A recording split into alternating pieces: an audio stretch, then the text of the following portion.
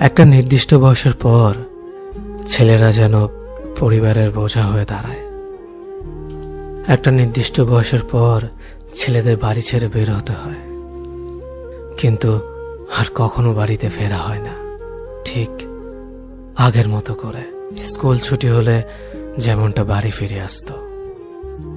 একটা নির্দিষ্ট বয়সের পর ছেলেদের জন্য পৃথিবীটা কঠিন হয়ে দাঁড়ায়। কেউ পাশে থাকে না তখন।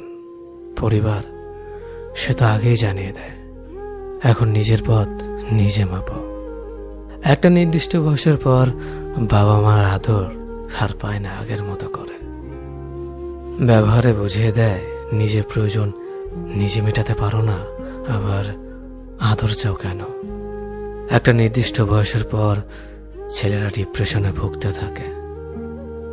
আর হ্যাঁ, সেটা ক্যারিয়ারের জন্য, নয়তো যে পরিবার তাকে সন্তান স্বীকৃতি দিতে লজ্জা পায়। একটা নির্দিষ্ট বয়সের পরে পরিবারের কাছে সামান্য কিছু আবদার করার যোগ্যতা হারিয়ে ফেলে ছেলেরা। তখন মোবাইলে রিচার্জের জন্য 20 টাকা পরিবার থেকে চাওয়ার চেয়ে আত্মহত্যাটাই সহজ মনে হয়। নির্দিষ্ট একটা সময়ের পর ছেলেদের চারপাশটা ধীরে ধীরে সংকুচিত হয়ে আসে।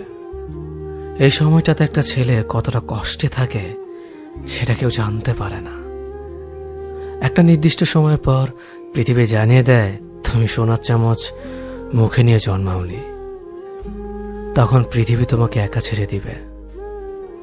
হয়তো জীবনের সাথে সংগ্রাম করে তুমি হয়ে উঠবে গল্পের নায়ক, নয়তোবা তুমি হারিয়ে যাবে ওই পথচারীর মতো যার গন্তব্যের কোনো সন্ধান পায়নি।